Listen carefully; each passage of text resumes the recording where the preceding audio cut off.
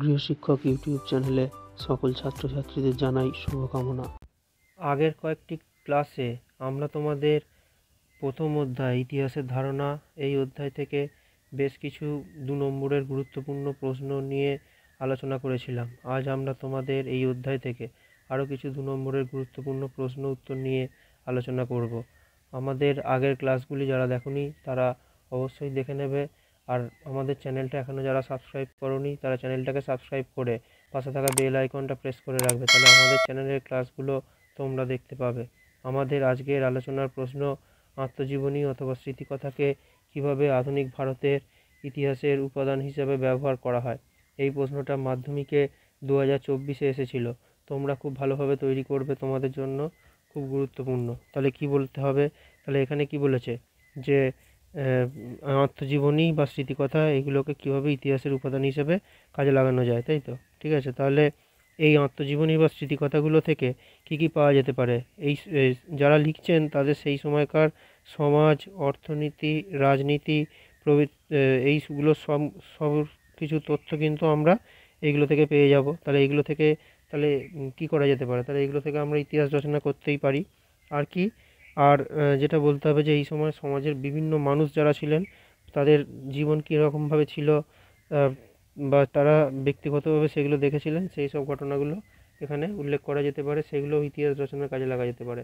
আর এছাড়া আরেকটা বলা যেতে পারে কি, যে আত্মজীবনীগুলোতে লেখকরা তাদের নিজেদের যে অভিজ্ঞতা সেগুলোকেই উল্লেখ করেন, তাহলে সেগুলো কিন্তু ইতিহাসের উপাদান হিসেবে কাজে লাগানো যেতে পারে।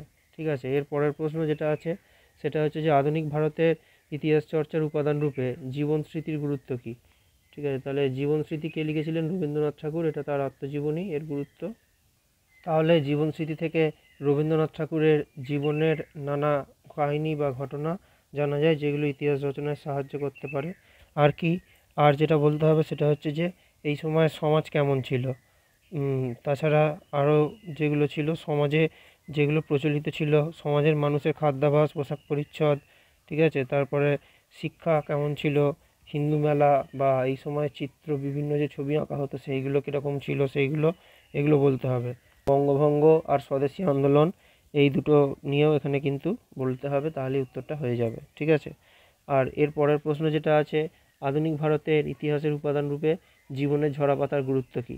ঠিক আছে, এই প্রশ্নের উত্তরটাও তাহলে জীবনের ঝরাপাতা, এটা সরলা দেবী চৌধুরানীর আত্মজীবনী। তাহলে এখানে এই বই থেকে বা এই আত্মজীবনী থেকে সরলা দেবী চৌধুরানীর জীবনের অনেক কথা কিন্তু জানা যায়। ঠিক আছে, এটা একটা আমাদেরকে আগে বলতেই হবে। এরপরে আর কি বলতে হবে?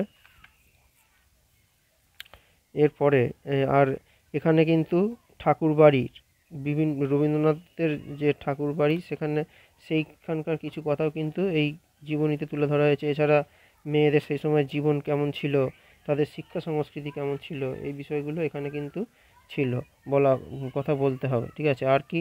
আর এরপর সরলা দেবী চৌধুরানী যে তিনি যে স্বাধীনতা আন্দোলনে যোগদান করেছিলেন, তিনি ভারতশ্রী মহামণ্ডল লক্ষ্মীর ভাণ্ডার যে প্রতিষ্ঠা করেছিলেন, স্বদেশী আন্দোলনে যোগ দিয়েছিলেন, এইগুলো থেকে ইতিহাসের তথ্য অবশ্যই পাওয়া যায়। এইগুলো বললেই হয়ে যাবে, তোমরা পয়েন্ট করেও লিখতে পারবে। ঠিক আছে, আর উত্তর লেখার সময় তোমরা কিন্তু খুব সহজ ভাষায় উত্তরগুলো লিখবে। আর আমাদের ক্লাস কেমন লাগছে সেটা তোমরা কিন্তু কমেন্টে অবশ্যই জানাবে, আর আমাদের ক্লাসগুলো তোমরা বন্ধুদের মধ্যে শেয়ার করবে।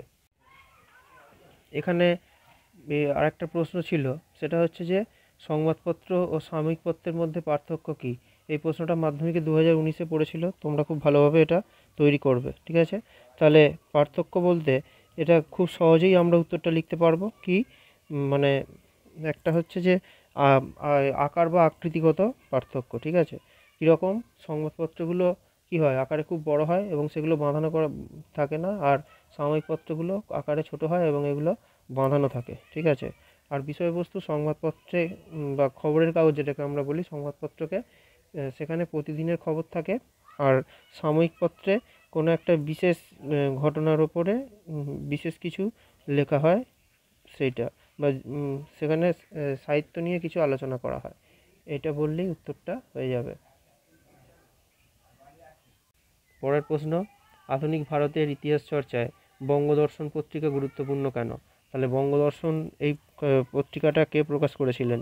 বঙ্গদর্শন বঙ্কিমচন্দ্র চট্টোপাধ্যায় এটা প্রকাশ করেছিলেন। আর এর গুরুত্ব এখানে কি হতো, এই এই যে কাগজটা, এই পত্রিকাটা, এখানে সেই সময়কার নানা রকম সমাজে নানা রকম ঘটনা যেগুলো হতো সেইগুলো, যেমন হচ্ছে যে ব্রিটিশরা কিভাবে মানুষের ওপরে অত্যাচার করতো, জমিদাররা কিভাবে অত্যাচার করতো, সেই বিষয়গুলোকে এখানে কিন্তু তুলে ধরা হতো। ঠিক আছে। আর আর কি আর হচ্ছে যে এখানে এবার তিনি বঙ্কিমচন্দ্র তিনি কি করেছিলেন, তিনি দেশপ্রেমের উম, দেশপ্রেমের তিনি প্রচার করেছিলেন। ঠিক আছে। সেইটা সেটাও কিন্তু এখানে তুলে ধরেছিলেন। যেমন তিনি আনন্দমঠ উপন্যাস লিখে বা আমাদের বন্দে মাতরম গান লিখে তিনি দেশপ্রেমের প্রচার করেছিলেন, যেগুলো এই পত্রিকাতেই প্রকাশিত হতো। ঠিক আছে। আচ্ছা, আর এর পরের প্রশ্ন যেটা আছে সেটা, ইতিহাসের উপাদান রূপে সংবাদপত্র আধুনিক ভারতের ইতিহাস চর্চায় সোমপ্রকাশ পত্রিকা গুরুত্বপূর্ণ কেন? ঠিক আছে, এই প্রশ্নটা উম, উম, তাহলে এই প্রশ্নটা কি হবে? সোমপ্রকাশ এটা কে প্রকাশ করেছিলেন? দ্বারকানাথ বিদ্যাভূষণ। উম, ঠিক আছে। আর এর গুরুত্ব এটাও সেই ওই আগেরটার মতোই একই হবে। ঠিক আছে। যে এখানে আহ, মানে সেই সময় সমাজে ঘটে যাওয়া বিভিন্ন ঘটনা, তার মধ্যে সেই সময় যেটা বেশি হতো যে জমিদাররা আর নীলকররা আর হচ্ছে ইংরেজরা সাধারণ মানুষের ওপরে খুব অত্যাচার করতো বিভিন্ন কারণে, সেইগুলো এখানে বলতে হবে। আর কি, আর এটাও মানুষের মধ্যে একটা দেশপ্রেম জাগিয়েছিল বা জাতীয়তাবাদ জাগিয়েছিল, এইগুলো বললেই হয়ে যাবে উত্তরটা। ঠিক আছে। আর পরের ক্লাসে আমরা তোমাদের আরও কিছু এই অধ্যায়ের গুরুত্বপূর্ণ প্রশ্ন নিয়ে আলোচনা করব।